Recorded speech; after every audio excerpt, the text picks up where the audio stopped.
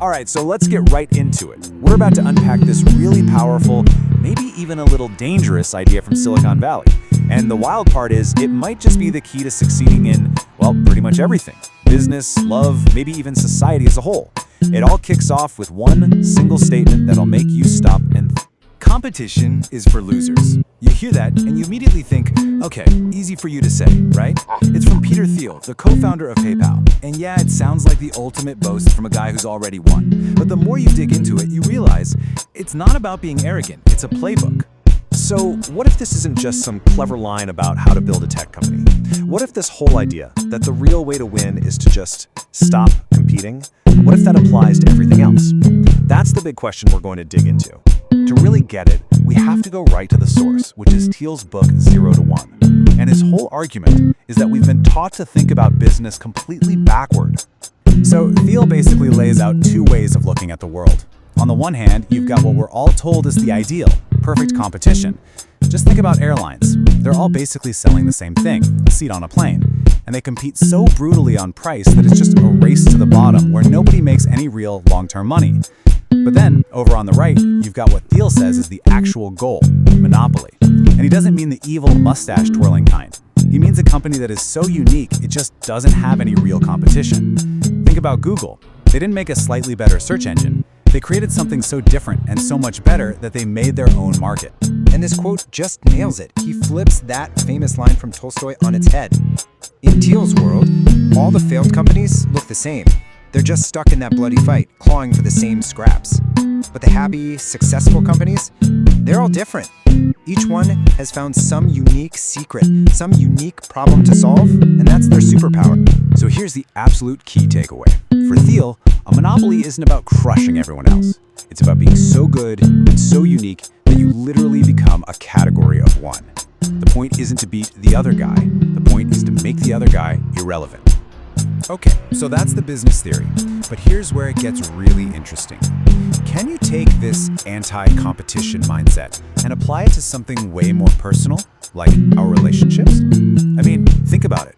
We use this competitive language all the time without even noticing.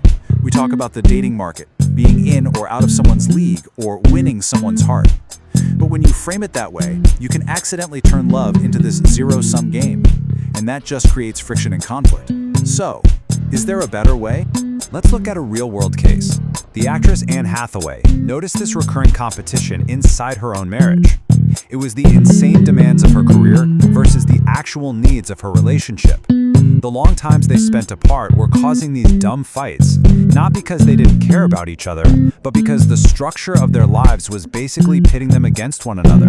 So what did they do? They just stopped playing the game. Instead of fighting over time and attention, they invented their own system, a simple, unique rule. They are never, ever apart for more than 2 weeks, period. They solved a unique problem with a unique solution.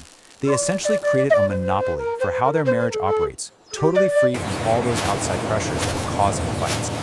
Okay, so creating your own rules within the game is one thing, but what if you could create your own category altogether? What if you just refuse to play the game of traditional romance at all? Let me introduce you to Lou Andrea Salome.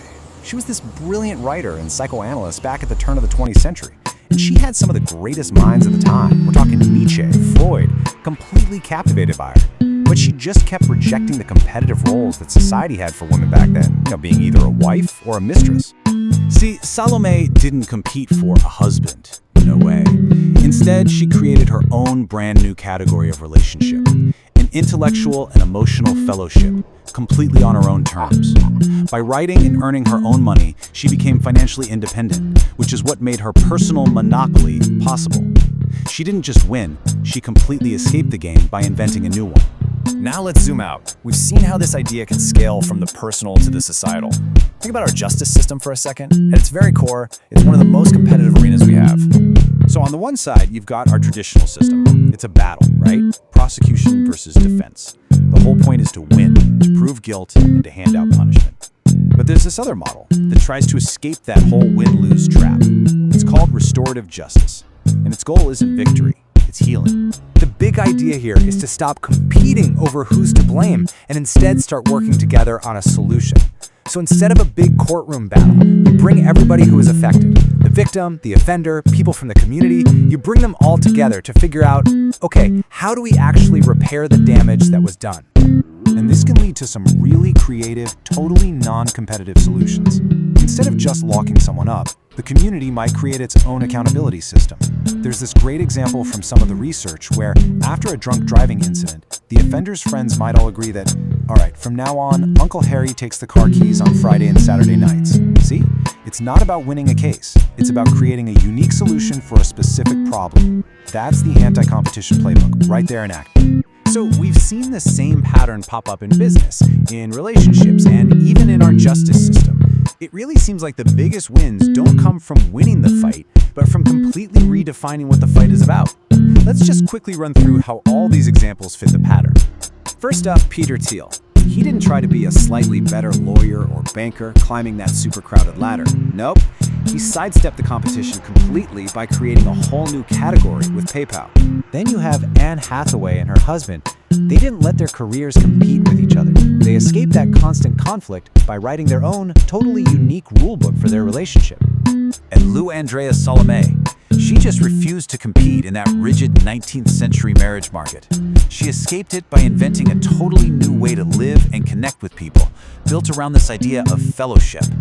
And finally, restorative justice. It doesn't even try to win the courtroom game of prosecution versus defense. It escapes that game by building a whole new system that's all about repair and working together.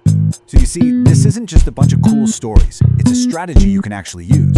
It's the anti-competition playbook. First, you have to spot a zero-sum game you're stuck in. Then you gotta ask yourself, honestly, is the prize even worth the fight? And finally, this is the magic step. You invent something new, a unique solution, a new rule, maybe a whole new category. You stop playing by their rules and you start making your own.